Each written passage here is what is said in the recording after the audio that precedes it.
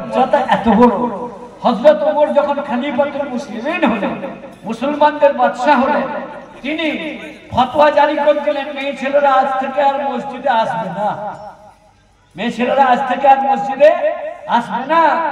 তিনি যখন এই ফতোয়া জারি করলেন, তখন বড় বড় সাহাবায়ে কেরাম সব বেঁচে আছেন, সবাই এক বাক্যে সেই ফতোয়াটাকে মেনে নিলেন। গোটা পৃথিবীর মানুষ এই ফতোয়াকে মেনে নিলেন, মেয়ে ছেলেরা নামাজ বাড়িতে পড়বে, তাদের নামাজ বাড়িতে পড়াই ভালো, মসজিদে পড়া ভালো নয়। আমার বন্ধুরা, নামাজ হলো আফজালুল ইবাদাত, সবচেয়ে বড় ইবাদত হলো নামাজ। নামাজ নামাজ সেটা যদি মেয়েদের বাড়িতে পড়তে হয়, তাহলে জলসার রাত্রে সেজে গুজে রাস্তায় বেরিয়ে পড়ায় কোন মুক্তি ফতোয়া দিয়েছে আল্লাহ পাক জানেন। আমার মনে হয় কোন মুক্তি এই ফতোয়া দেননি। এই ফতোয়া কিছু আমাদের মন গড়া মাতব্বররা বলেছে, মেয়েরা না গেলে জলসা চলবে না। গায়ের মোড়লরা বলেছে, ক্লাবের ছেলেরা বলেছে, ভলেন্টিয়ার্সরা বলেছে, মেয়ে ছেলেরা যদি ঘরে থাকে জলসায় দান করবে কে, জলসা চলবে কি করে?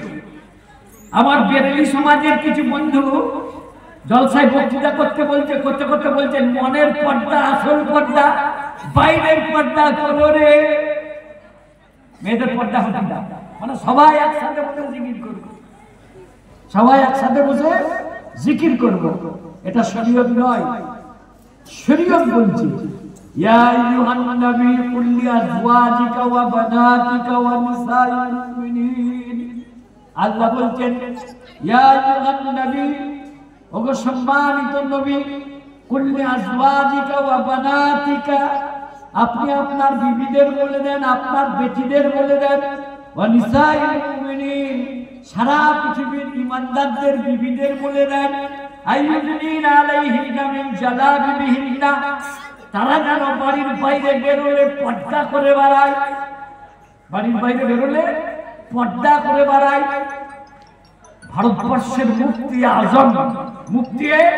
আজম গ্র্যান্ড মুফতি ভারত পাকিস্তানের আল্লামা শফিঈ সাহেব তাফসীর মাআরিফুল কুরআনে জালাবিব শব্দের ব্যাখ্যায় হযরত ইবনে আব্বাস রাদিয়াল্লাহু তাআলা আনহুর একটা ফতোয়া নকল করেছেন। জালাবিব জিলবাবের বহুবচন, মানে হলো মোটা চাদর বা ওড়নার মতো, যেটা দিয়ে মুখ ঢাকা দেওয়া যায়। কেমন ঢাকা দেওয়া যায়? হযরত আব্দুল্লাহ ইবনে আব্বাস বলেছেন, সেই সময়কার মুসলমান মেয়েরা, নবীদের বিবিরা, সাহাবীদের বিবিরা ওড়নাকে এমন ভাবে গায়ে দিতেন, মুখটা ঢাকা দিতেন। কেমন ঢাকা দিতেন? পুরো অর্ধেকটাকে পেঁচিয়ে ঢাকা দিয়ে দিতেন, নাকের অর্ধেকটা খোলা থাকতো, চোখের অর্ধেকটা খোলা থাকতো, শুধু রাস্তা দেখার জন্য এইটুকু খোলা থাকতো।